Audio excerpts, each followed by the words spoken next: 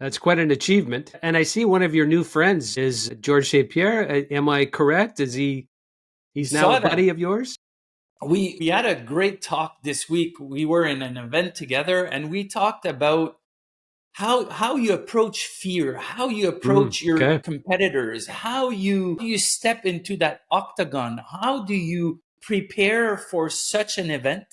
And you know what resonated most, and this will resonate with you too and all your listeners, is at a certain point you develop enough confidence that you can step up to the plate.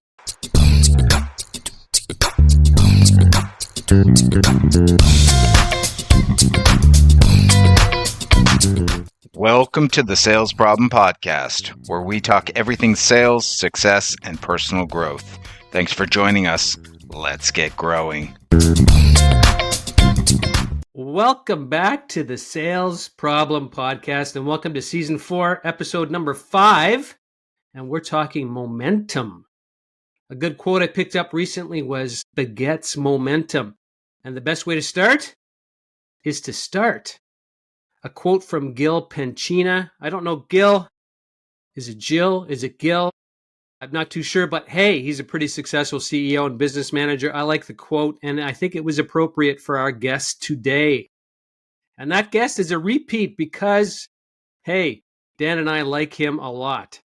And think back to the Season 3 opener, and you might remember energy and positivity. And damn it, just a fun time. Yes, you're correct. It's our guest, Martin Lesperance. Happy face, little yellow balls everywhere. There it is. Hey, I'm your co-host. Am I your co-host? I'm your host today, The host Steve. today, Steve. Steve Comerford, and joining me is my co-host, the always moving forward at lightning speed, Daniel Superman Burns. Dan, how the heck are you, man? And what is driving your day? Steve, what is driving my day? Well, I got my Sales Problem Podcast mug, as always. Right beside me is my energy. I'm fueled with the Crank coffee. I got 2 bags, Steve, so you can see exactly why my energy is so high. I'm drinking the Cranky Pants right now, but I am actually the opposite of the Cranky Pants. I am Mr. Positive Pants today. And I ate my Mama T's cookie this morning. So just a reminder to our listeners, we're going to link it into the show notes, put in the Sales Problem 15 and get both of those items at 15% off. But Steve, I'm super excited. What a great guest to have back on. Our first guest that we're having a repeat visit from. And I just love Martin. I mean, love your job. It got me thinking about that today, Steve. So here is my rant to kick things off around. All right, let's hear it. Love your job. I want to take you back because you may not remember this. You may have an inkling, but when I got my first sales job, which you gave to me, I remember this. You earned it, Dan. You earned it. I did not give it to you. You earned it. But I remember this thought in my head. I thought back to all the jobs that I had, and I worked on a farm baling hay, and I was allergic to hay. That was a long summer. I planted trees, and it was back-breaking labor, right? Mosquitoes all around my head. I'm like, there's got to be an easier way to earn a buck than this. And then I got this sales job. And they're paying me a whopping, get this, 28 grand. I thought I had made it.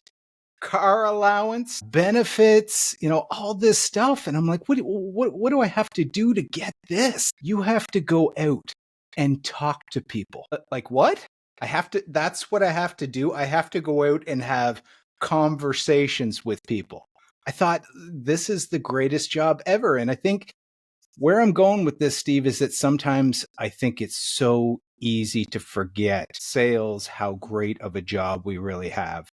And, every podcast, we got to have some type of acronym or some type of, I've got the 4 F's today, Steve. So I want to give to our listeners the reasons why sales is a great industry. Number 1, think of the freedom, the first F that we get. This is the job that I've loved because our schedule is often our own. The financial is unlimited if you're good at it. And that's what the podcast is about, helping you become better at sales so that you can grow more, earn more. The third one is fun. Steve, this is a fun industry. You think of clients, coworkers, golf games, trips we've been on. There's so much fun that you can have in this job. The last one is friends. You know, there's a lot of customers that have become friends and coworkers that I would call friends. And Steve, that leads me to you, who I'm Come doing on, Dan. this podcast with, who's a friend. And it's all because of this industry. It's all because of sales. So Martin inspires me every time. So I had to stop to think about, why do I love my job? It's the 4F's, Steve. That's what I got for you today. Back to you, man. Gold, Daniel, gold. I don't know if I overpaid you at $28,000 a year. Maybe I should have cut back to 24 if I you earned loved my it so keep. much. Come on. Yes, you did. Hey, that's fantastic. You know what? I'm gonna bring on the coffee part, and I switched it up because you and I like a lot of variety of coffee. And Martin, you might like this, but it's Cafe William. It's out of Sherbrooke, Quebec. If you know these guys, this is a very good coffee. I get it from my local grocery store, locally owned, small little grocery store that I love. And I kind of like the coffee. We'll keep it quiet under the radar with the other coffee that we talk about, but that's a good one. All right. And I like your rant, Dan. Trying to remember the 4F's that you just told me. No, Freedom, anyway, financial, fun, and friends, Steve. short-term memory loss. But you know what? I like having Martin on today because, you know, we're still trying to kick off 2025.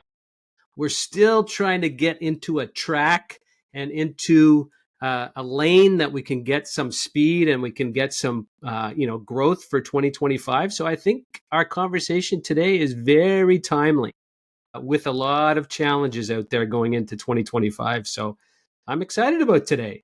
I'm So pumped. I got my coffee. I got my mug. I got my Rolling Stones t-shirt on. Like, what do you know? But hey, let's go. You ready? Yes, let's do this. Let's move on. So the focus of our day today is Martin Lesperance, and Dan described him back in season 3 as the engaged father of 4, husband of a mountain climber, lover of real maple syrup. I like that. He won North America's largest inspirational speaking competition. He is, I'll change this to 100% humor, 100% energy, and 200% emotion. I doubled everything Dan told it. And Martin Lesperance equals inspiration and action. Martin, great to see you again. And what have you been doing? Well, you know what? I have to say I've been inspiring here, there, and everywhere. And since we last met, I checked off one of those bucket list items, which is doing and delivering a TEDx talk. And this was, to me, an amazing adventure. So there we go. Wow, that must have been quite the run up to that TEDx talk, a lot of preparation. And you felt it went off the charts. How did you feel after all of that? It was great. And the fun things when you go out and you step out of that comfort zone, and we'll talk comfort zone a bit later on. Yeah. Is the fact that as soon as you stretch, you feel a bit better. And the adventure along the way, Daniel alluded to it earlier, you get to meet new friends. You get to create new friends. I have a bunch of I have a coach now that lives in Barcelona. I have a partner that lives in the US. I have some high school teachers in Ontario in a private school. So, I mean, that's part of it, part of the adventure. Now, the views on the actual videos are pretty good. I'm up in the 80,000 views of that video. Now, is it millions? Who cares? The adventure is so great. Well, congratulations. That's quite an achievement. And I see one of your new friends is George St. Pierre. Am I correct? He's now a buddy of yours? We had a great talk this week. We were in an event together and we talked about how you approach fear, how you approach your competitors, how you step into that octagon. How do you prepare for such an event? And you know what resonated most? And this will resonate with you too and all your listeners is at a certain point, you develop enough confidence that you can step up to the plate. And the idea is some people along the way tend to forget that they need to surround themselves with people that they fully trust. And that will tell them the exact truth, the good and the bad, not just what you want to hear. And we see sometimes some people are high up on the org charts and their executive team will not say anything to them. They will not push back. And that's what George and Pierre, that was one of the highlights of our discussion. The fact that at some point you need to have people around you that you trust enough that tell you the truth. I love it. Wow. Geez, we could have went right down that path for our conversation today, We but could. we could. I think it might angle over into that territory. But hey, I think the conversation we wanted to have today is that what's got you alive in 2025 is the momentum activation blueprint. Yeah. And I don't want to go there just yet, but I'd love to build momentum to get to the topic and really give our listeners the essence of what is really driving you for the year. But let's go back to the basics of momentum. Can you describe that? Like how would you put that in Sure. the kind of simple terms for our audience? Let's go back to our high school years in our physics class. Do you remember that, or is I that didn't do something? well in physics, Martin. Nah. That's a bad. I skipped that one. Yeah, that was tough. That's when you get to learn about momentum. Momentum is the energy that a certain body has in moving and the energy that you will need to actually stop it. The more momentum you have, the hardest it's going to be to stop you. So that goes for personal ideas. And sometimes it's us choosing to move forward, but sometimes it's people around us that will force us to move at some point. So either you have a momentum that is what I call in the positive, meaning that you have movement, and sometimes your momentum is at zero, meaning you're standing in place, not moving anymore. And the idea is, I want to say right off the bat that I'm not saying that we should always be going forward. That's not the point, that where we should always be in action. There is a lot of benefit in stillness, in stopping, reflecting, and so on. But you can't just stay there forever. Some people are stuck in paralysis, but at some point you need to move. And that relates to all the change that is happening around us. That's interesting in being stuck. Well, two questions to maybe follow up on then. Sure. Like how you might be in one position, not moving forward or backwards or left or right. How long can you stay there? And then two, is there benefits of going left, right, or back to gain like one step forward or one step back, two steps forward, or whatever the case may be? I like that. The idea is, I'm not there to judge the direction of the movement. I like the jungle gym approach, where sometimes you'll go up, sideways, down a slide, and so on. And that's fine. And some careers sometimes are like that. I remember HR person, a leader, when I used to work in the big pharma industry at Bayer, that used to tell me all the time, Martin, it's a jungle gym approach, your career. It's okay to go up, sideways, backwards. But at some point, sometimes you need to stay still. But at some point, you need to decide, are you going to resist moving and stay in your spot? Or are you going to actually decide to create that momentum? I love that aspect of a jungle gym. I always struggled with, you have to climb the ladder. You have to, it's not the jungle gym analogy, it's the ladder. And you have to move up the ladder. And if you're not moving up the ladder, you're not being successful. You're not doing what you should be doing. You know, Have you taken side steps in your career? plenty, and I've taken back steps too. Me too. And they Yeah. were the most successful steps. So I don't know where that comes from, the going up the ladder thing. Yeah, so I'll jump in, Martin. I just want to come back to a couple things just to kind of have some dialogue with you. First of all, I'm going to put a link to your TEDx because I thought it was brilliant. Absolutely loved it. Thank you. And you mentioned GSP. I want to give you two just ideas that have been in my head, because if you ever get around GSP again or another fighter, which maybe you will, you know what I've always wanted to ask was around the courage to be knocked out. You know, when you're stepping in the ring, what you're doing is you're putting yourself in that environment where the very worst thing possible is likely to happen. Like one person or the other is probably going to end up with that result. Yet both people have the courage to step in there and face in front of millions of people that type of defeat. So that to me is such an interesting one. And then the second one you mentioned is, you know, surrounding yourself with those great people. And I often think of how difficult that actually is, because there are so many more people who want you to be average and want you to participate in the things that are non-productive or complain or all these things. So it's an easy thing to say, surround yourself with great people. But where are all these great people? And at some point, are they going to actually tell you the truth? That's another question. Yeah. Let's pivot over to change. Yeah. So that is kind of the dirty word, right? The C word is change. Nobody likes change.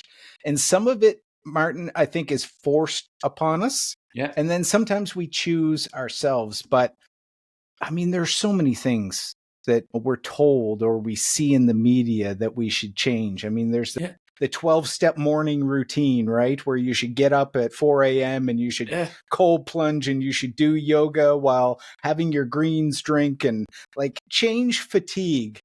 Tell me about change fatigue, because I get that term, right? Like, yeah. And the idea is sometimes we will decide that change is about to happen. We make that decision. And sometimes that might sound easier. And sometimes it's, I'm going to say, not forced, but imposed, or it's in front of us because the organization is changing. AI is taking over. Some economic pressures are coming from here, there, and sideways. And the idea is you need to decide on, well, the idea I'd like to propose to you is the fact that people are not resisting change. This is, I feel, a misconception that people are resisting change. People actually are resisting the loss of something if change happens. If the change is actually going to happen, what am I going to lose? And if I was to ask you, what type of things would you think of losing if ever change happens? Question is for you. yeah, I would say comfort is something that I would definitely lose. That's one of them for sure. What else? Yeah. Potentially income. Like if it is a step backwards, I'd be worried about, okay, well, am I going to really be able to sustain everything I'm doing right now? Yeah. Your freedom, your status. I mean, you've been the reference for years in your team, and all of a sudden we're changing systems, and now I get to be same as them who just joined. Belonging, equity, the fact that how come I have to change and they don't, or how come are they changing and I'm not? And finally, credibility. What if we fail? What if we make that change and we fail? So and the strongest one, you've said it, the comfort means that whenever there is change, there will be some sort of effort deployed. And we tend to, if we can use a shortcut, we will take that shortcut. Change is rarely involving shortcuts. And the thread between all of these losses that we fear is our identity. We are scared of changing who we are. I mean, people fight for their limitations. I'm not good with numbers. I'm not this. I'm not that. Oh no, I don't do sports. I don't do. People fight for it because they want to stay the same.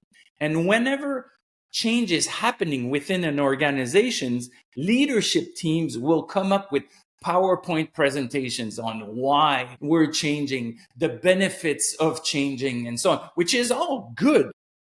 The idea is you're proposing a lot of new resources around what is about to happen, and you get weekly huddles. Suddenly you see your manager once in a while because they want to check up on how the change is working.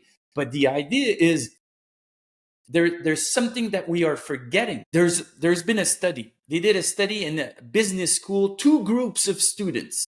Mhm. They're about to change their curriculums. They send an email to group A saying the curriculum will change.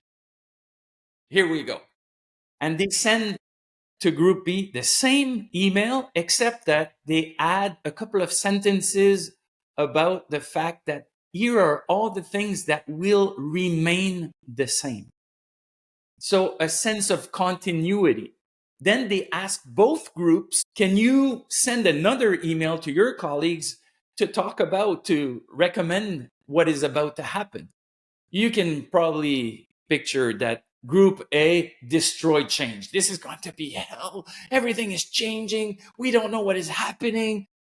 Versus group B said, this is changing, but you know what? Not that bad. Everything, most of it is staying the same.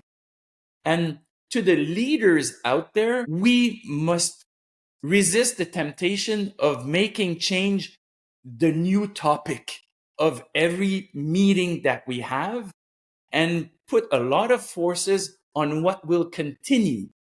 Because to answer your question on change fatigue, we have some sort of reserve of stepping out of the comfort zone, effort. Same thing as when we go to the gym. After a while, we can't do it anymore.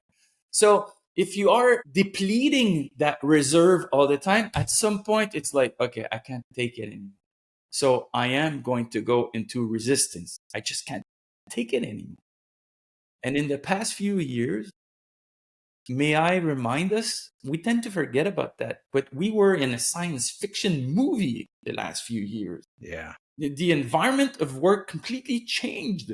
People are now fighting to stay at work from home, which was, this is unrealistic. And some organizations are fighting to bring them back and create that culture all over again. I mean, this change fatigue, everybody's tired now. Everybody has had enough. So the idea is, what are you going to do? You're going to focus on all the change that you are bringing, on all the benefits that it's going to bring. There is something that you must know about in business. There is the loss aversion syndrome. Do you know about that?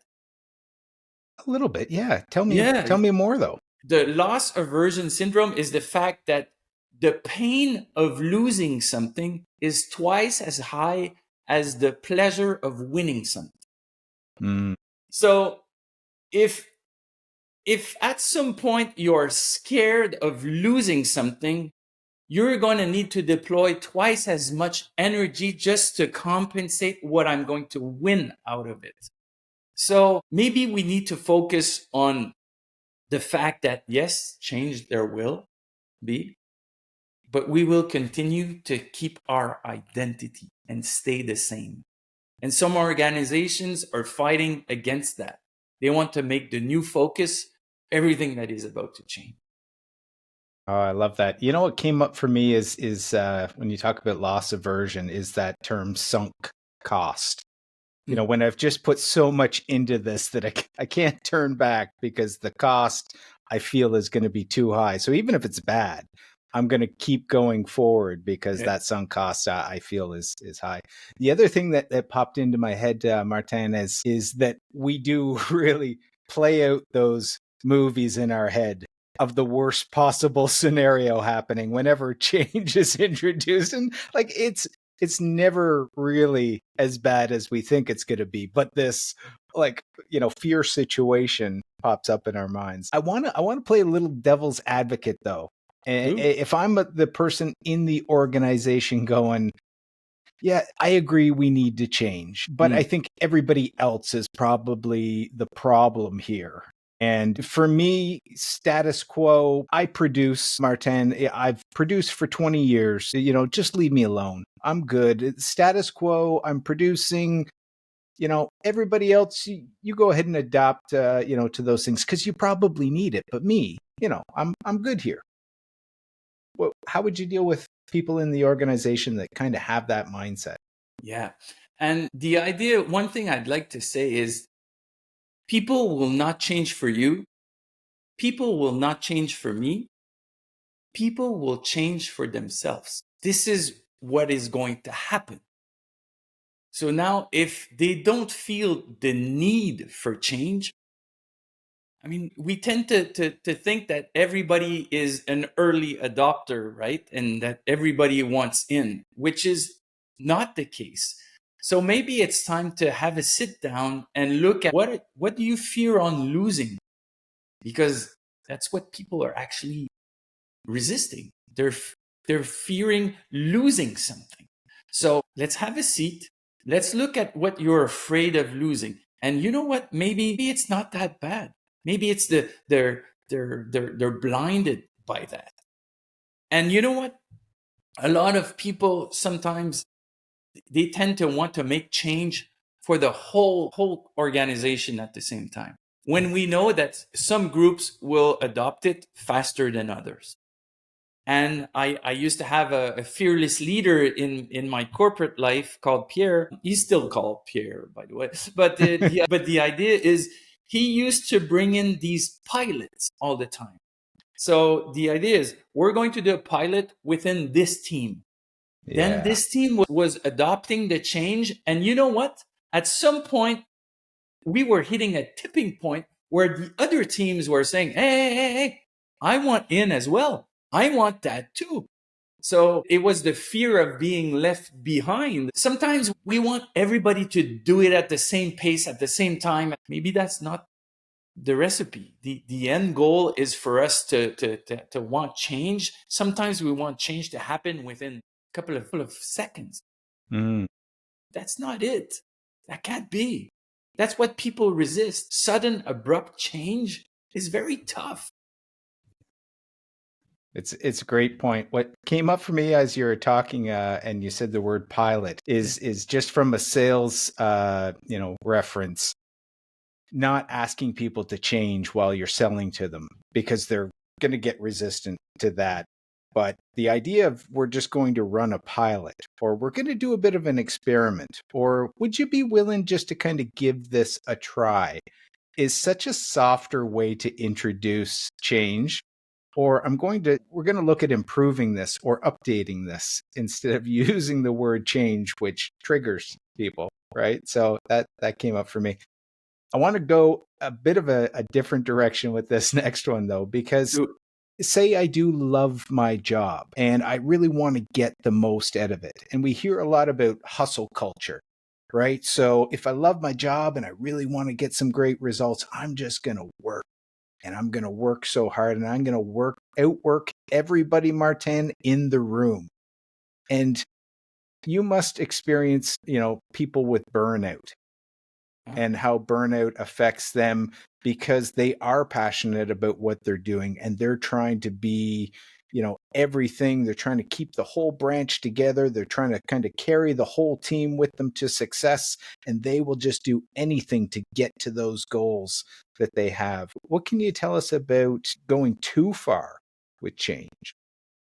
That's an interesting aspect because a lot of people will either resist it or they're going to go full force on it. And the image I use for resistance is going down a river of rapids, which is something I did when I was 14 at summer camp. We trained for 2 weeks. Then they bussed us hours north of the province of Quebec, and we were going down a river of rapids for 10 days. And some people, there are techniques on how to go down a river or go down change or move with the river. And by the way, do you know that 1 meter of water square foot is the equivalent of 1 ton of force bringing you down the river? So for the ones out there who are tempted to resist change, go ahead. At some point, you might hit a breaking point where you just can't take it anymore. You're going to be too tired. Some people will have the burnout you were talking about, Daniel, because they're resisting. There are tricks for taking a break, even though you're going down that river. And the idea is you take the front of your canoe and you hit just behind a rock going down, and the back of the canoe will be moved all the way and flip 180 degrees, where now you're facing the top of the river and river is going by your side and you're standing behind that rock. It's called an eddy. And the idea is you can take a break there for a while and watch the current go by, but you can't stay there forever. I mean, this is not a position. You won't be able to make it. So either you decide to point your nose inside the current and then your canoe will flip and then you'll go down that river. And then maybe you see new innovation as you go down. But the idea is if you resist, you're going to stagnate. You're going to burn out. And at some point, a lot of opportunities are going down that river that you're not catching. And a lot of the environment going down that river, you will never see. So some opportunities you will never go by. So that's just by resisting. Now, if you're talking about the people that are too much into change, I remember my sales manager when I used to be in the pharmaceutical industry, he used to tell me, I'd rather hold you back than to have to push you forward. So if ever that's the case, let's have a seat with that person and say, you know what? Easy. And you've seen that in sales teams everywhere. Some people you just need to hold back and some people you need to push. I'll deal with anybody. On my team, I'd hope for the people that are just going at it and that I need to hold back. I don't know. What would be your choice? Well, it's interesting, Martin, then. We talked a little bit about momentum. We talked quite a bit about change. We definitely hit a really nice little spot in the heart for Dan, talking UFC and the whole fighting, wrestling. A little short story. Dan is a world famous old school wrestling aficionado. Would I call it that, Dan? You just love that old school wrestling. Anyway, but let's get to it, right? We talked about the momentum activation blueprint. Get to the heart of the matter, the meat on the bone, the core, the eggs, the bacon, the hash browns, the nitty gritty. So people want change. As you said, they can't stay in one place forever. Talked about creating momentum. What's the magical maple syrup recipe of how to go forward? I've come up with 3 steps. You know me, Daniel, Steve. I like to keep things simple, and threes. The more simple the things are, the easier it will be to repeat them. And if people are repeating what is about to happen, then change will happen and it's going to become a new behavior. And the first thing that we need to do is, well, it comes from a legend. Do you know the legend of the 2 wolves? Yes. Love this. I do. Yes. I'm trying to think, but you've got me. Tell me about it. It's this grandfather who is from the legend, a Cherokee from the US, and he's talking to his grandson, and he's saying, inside of my heart, of my head, there are 2 wolves that are at war right now. One of the wolves is a bit vicious, negative. He's looking at the dark side of the force type, like he's jealous. He's always looking for the shortcut and so on. And this other wolf is a wolf full of joy, of happiness, of gratitude, trying to help the others and trying to come up with the good side of things. And these two wolves are at war. So the grandson at some point looks up and says, well, which one wins the war? And I'm going to ask you, Steve, since you don't know that legend, which wolf do you think wins the war? Oof, that's tough. I would always say, well, it depends on the attitude of the grandfather, possibly. If I Okay. get you straight, Yeah. you wish that it's the positive, but oftentimes it's the negative. Actually, it's the wolf that you feed. Okay, you got me. No, but that's what we're doing. Yeah. But the idea it's not my legend. Yes, yes. But the idea is if you feed the wolf that is on the dark side of the force, this is the wolf that is going to win the war, and this is the wolf that will be inside, and this is the voice that you will be using with people around you. And same thing goes for if it's the wolf that we wished would have won right from the get-go, but that's it. So whenever the first step when you are facing change, when you feel that change is happening, is what are you focusing on right now? It's your focus. And which wolf, and the question to ask yourself is, which wolf am I feeding right now? Am I feeding the good wolf or the bad wolf?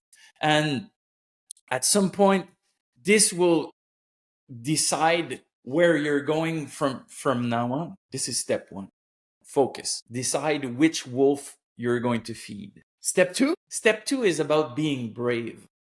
Being brave isn't about being fearless. Being brave is feeling the fear and deciding to do it anyway. Instead of leaning back, it's to actually lean forward into the action and making it happen. So, and the idea is, if I was to ask you right now, and we can do this even sitting down, is just stretch a bit. Stretch your arms, stretch your shoulders, just stretch. Now, question is, and even people listening, stretch. Okay. So how do you feel? How does it feel? Feels good for me. That's why I go to yoga class. I need to stretch every day, Martin. Every day. So, My chiropractor drills that into me. So stretching feels good. And you know that there are these three circles. The first one is the comfort zone. Then just around it is the discomfort zone. And then there's the panic zone. And what I tend to ask the people when we talk about momentum is, right now, when you are thinking of a change that is happening around you, are you in the panic zone? If ever you're in the panic zone where a grizzly is running at you type like, then you know what? Do what needs to be done and get the heck out of there, right? But most of the time, we're not there. When you sit down and you reflect on it, you might be in the discomfort zone. And I'm changing the label to that second zone from discomfort to the stretch zone. So you're either in your comfort zone, which we like to be there. And Daniel, you talked about it earlier. You said, this is where we like to be. Or sometimes maybe you will need to go inside your stretch zone, but going into the stretch zone feels good. It feels good. Sometimes you will go back because you can't stretch for hours and hours and hours. And we all know that when we do training and when we have muscles and when we overtrain some muscles, the fibers in between the muscles create resistance, right? They get caught into one another. And when you stretch, you release the resistance. So that's the second action. The second step is to actually be brave and decide to stretch. So number one is focus. Decide on which wolf you're going to feed. The second one is be brave, lean forward and stretch. And the final one is, what is the next step you're going to make? What is that next step? And taking a step doesn't mean that you go up Mount Kilimanjaro. I never ask people to do that. But taking one step, keeping it simple, something that you can focus on and that you can control, and finally something that you can celebrate once in a while. So whenever you do these three steps of you decide what you focus on, which wolf am I feeding, then am I brave, I need to stretch, and finally, what is my next concrete action I'm going to take? And once you do that, you will see that momentum just flows. All of a sudden, you realize that change is also good. Sometimes it's, well, you said it earlier, it's not that bad. Sometimes we wish for it. And sometimes we realize that once we've stretched that, you know what, maybe I'm better off this way. Maybe there was a benefit to this. And if you remember that you're not losing your identity doing that, then you know what? I think we're better after. Excellent. Now I know about the two wolves. Yeah. I like the idea of the stretch zone, which is perfect. And I love that, from my quote at the beginning, really the start is to start. Yeah. And to make that step. So the only question I have, or the only question, one of the questions I have is, so you make that decision, you feed the right wolf, right? You make that opportunity to stretch and to move forward. But there are so many roadblocks that come along. I feel I'm a person that can, let things kind of deflect off me and continue to move forward. But there's a lot of people out there listening today, and they just cannot get past obstacles. They have a really hard time if they come up against the wall and they just say, you know what, I tried, but I can't get past it. Anything there in this blueprint that would help get past those obstacles? I'm with you, Steve. And right now, if you look at the Canadian data and even North American data, 3 people out of 10 are actively engaged in their work.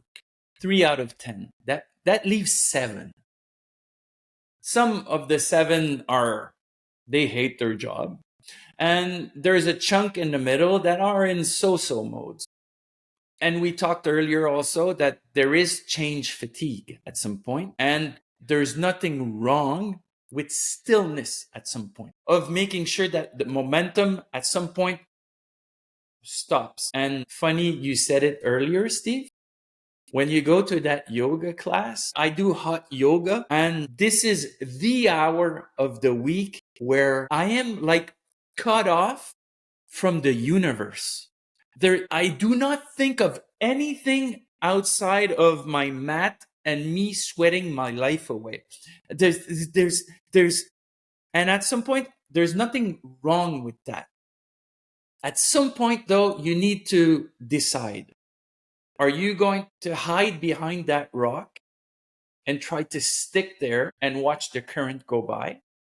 Or are you going to decide to put the nose of your canoe inside the current and go with it? And once you make that decision, Steve, Daniel, it's about deciding what you're going to focus on. And I'm not saying that we always need to focus on the positive. It's not my type. I'm a pragmatic kind of guy. Sometimes I was going to swear on your podcast. sometimes it's shit, and sometimes it's okay. But you can't just stay there forever. At some point, you need to come back from the dark side of the force, right? And decide which wolf you're going to feed. You can't just keep on feeding this wolf and expecting a different result. We've all read that before. Definition of insanity is doing the same thing over and over and over and expecting different results. So take that break. Go with Steve at the yoga class, or me, or Daniel. And you know what? At some point, make that decision. Decide on which wolf you're going to feed. And I think that the rest will flow. That's flow yoga. Namaste. So I'll ask another question because it kind of popped up along the way, right? So Please. it's getting past, it's getting back into the current.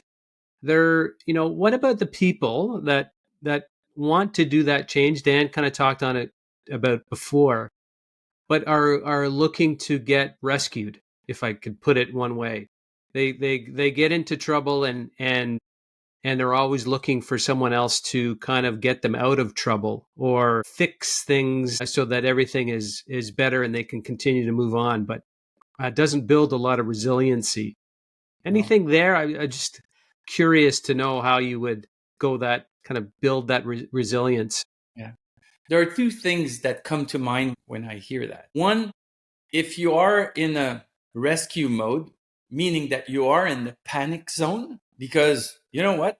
Maybe you were pushed in the pool and you don't know how to swim, and the people around you are not throwing anything at you to get out of the water. Then you know what? At some point, that's not good. You need to get out of that panic zone. You need to have people around you, and you need to have a team that will understand that. If that is not the case, then do what you got to do. No, but I mean, get out of it. Find something.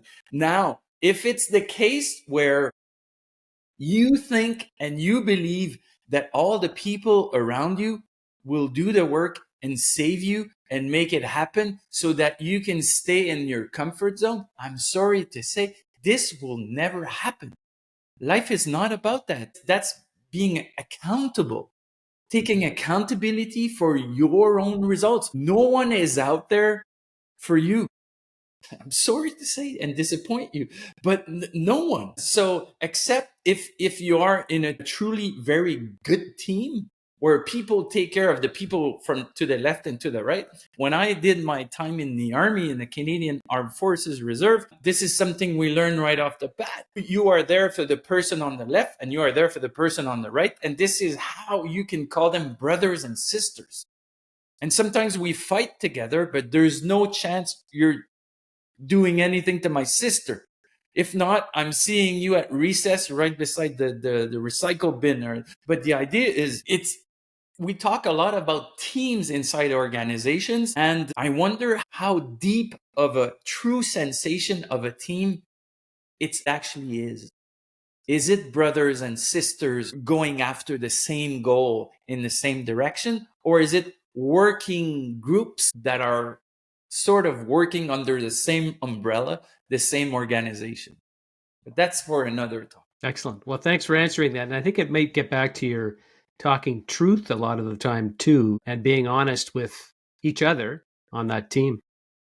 And Dan, I think my hot yoga practice shaves a couple of strokes off my golf game that maybe I beat you at. But anyway, that's another story. Yeah, I won't argue about that one right now. Let's keep the focus here on Martin, because Martin, you are dropping so much gold. There was so much in the last 4 or 5 minutes. I've written so many notes, but it's absolute brilliance. So thank you for all of that. And I love your talks, Martin. Every time I see you post something, I'm like, go man, go. You're just inspiring so many people. And I wonder, what's the most common thing that when you're done talking, that you get people coming up after your talks and bringing to you saying, Martin, here's how I was connecting to your talk, and what about this and what about that? What's on people's minds the most after you do your talks? I have to admit right now, and even still, right out of the pandemic, people were coming and giving me hugs at the end of the talks. It wasn't handshakes, it was hugs. And you could think that this is all over with. People are done. They're not. People come and see me at the end of the Inspire keynote, which is more about boosting engagement and morale. And people say, you know what? Can I give you a hug? And they still hug me. I get hugs from everybody. And people tell me stories inside my ears and whispers about their father and this, and they're tired. So people are still there. As what I also hear is that people wish for hope. And this might be my next keynote because my last name is Lesperance, which is hope in French. Funny enough, a couple of weeks ago, Gallup did a survey, and what people are looking for the most in their leaders is hope. Hope that we're going to be okay. Hope that the next quarter will make our numbers, or that we'll have the tools to do it, or that you're going to accompany us inside that change. So hope is a big need out there. And connection is huge. People need to connect. We are social animals. And we tend to forget that. Now it's everybody on their own, everybody on Zoom and this, and everybody work from home in their sweatpants, which is all fun and games, except that this connection that we used to have is sort of going away, and we can't do that anymore. We need to get back together and sticking and creating groups and creating this type of exchange. Yeah, well, they tell me a lot, Daniel. I don't know where to stop. Well, one thing I'm picking up that you're dropping is that I'm a hugger, Martin. So if I ever see you in person, you're getting a big bear hug. So There how you about go. that? I want to kind of end with a question from me, anyways, that's a bit personal. And I don't expect you to have the answer to this. I'm just curious on your opinion of it. And it comes back to there's lots of listeners here that are moms and dads and have a younger generation of children that are going, into the workforce. And I think about loving your job and students who are coming out $50,000, $70,000, hundreds of thousands of dollars in debt, and they've got this degree, and then here they find themselves at the coffee shop slinging lattes, and they're going, "This is not my dream job. This is not where I saw myself going. And how do I get myself in a mindset when I'm not in an environment that I think is the right one for me? But I'm still on a path and I'm trying to get there. But this big obstacle is something that this isn't the way it was supposed to work out. And how do I still go to work and be engaged and love my job? Any thoughts on that challenge? I do, Daniel. And this was almost the intro of my TEDx talk. Like, what do you want to do when you grow up? Remember that question Yeah, that we used to get and that we ask the younger generations, our cousins and nephews, what are you going to be when you grow up? It's like, I don't know. What am I supposed to say to that? And the idea is, I think that in the past, I'm going to say 10 to 15 years, there is a lot of pressure on finding your why and purpose and having a driving force. And I'm all for that. I mean, I talk about the why inside my keynotes and so on.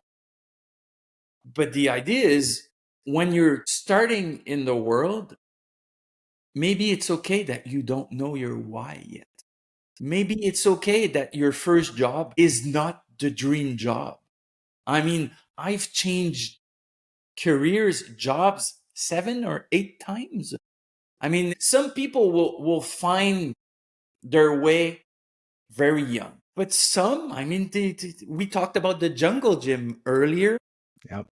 I mean, that's fine too. And maybe we put a lot of pressure on finding that why and purpose when you're like, I'm going to say 20 years old.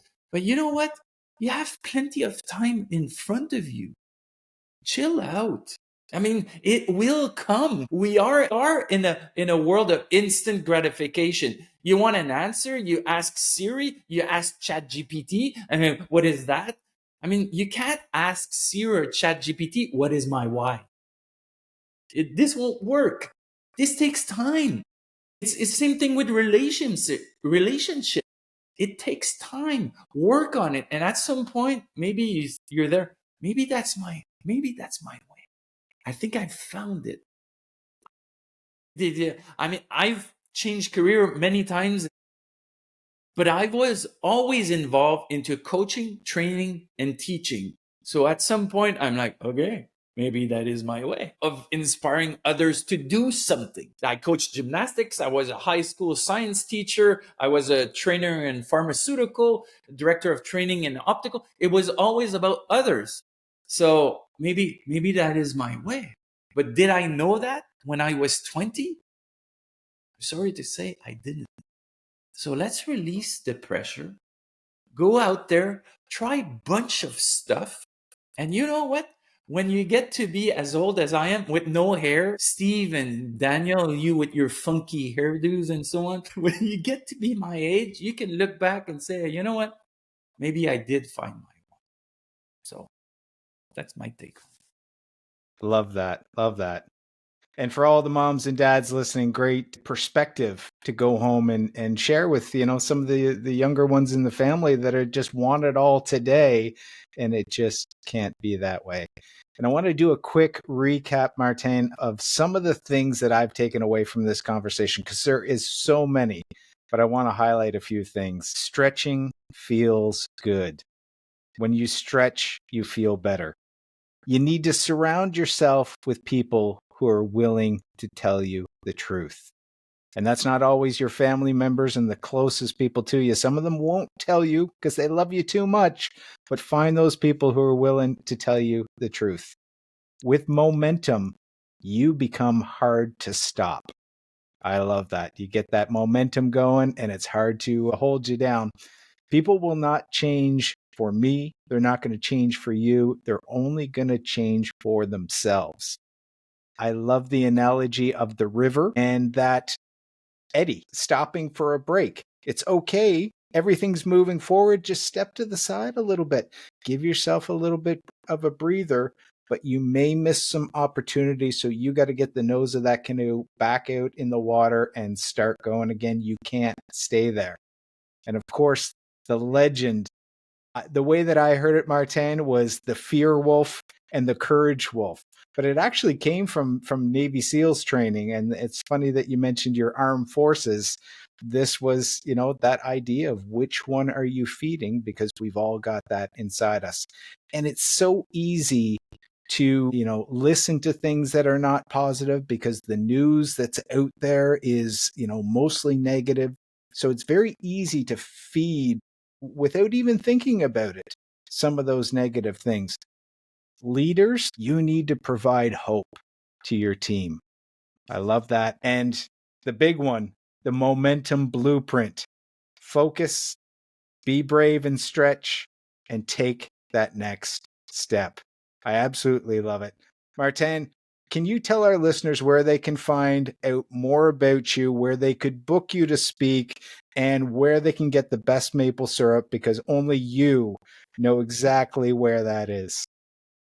Well, to reach me, I'm easy to find. Just write Martin Lesperance on LinkedIn or on Facebook. You'll be able to see my post and contact me. You can find me using Google, martinlesperance.ca. I'm there. That's my website. And as for maple syrup, Daniel, Steve, I'm going to ask you and recommend you and your listeners to forget about the supermarket and go to your local vendors. That supermarket, Steve, that you were talking about, because they're going to have something very local. And I think that we are in a world now where we need to find the maple syrup that comes from not too far from where we live. Mm. And if ever you are not near maple syrup producer, ping me on LinkedIn or on Facebook and I will connect you. I've got plenty. Nice. You brought up a couple things. You know what? The one takeaway, Dan takes great notes. The one takeaway for me is just getting back to that jungle gym mindset. I think throwing away the ladder and looking at the jungle gym, I think is to your point, right? It's a good way to approach life. And you might stop and take a pause. You might turn left. You might go up one, over, but you're at least moving towards something that might end up being where you want to be at the end of the day. So I appreciate that conversation. The other one is it brings me back to my whitewater rafting days, but I went quite often up the Ottawa River. Got tossed out of the boat a couple times.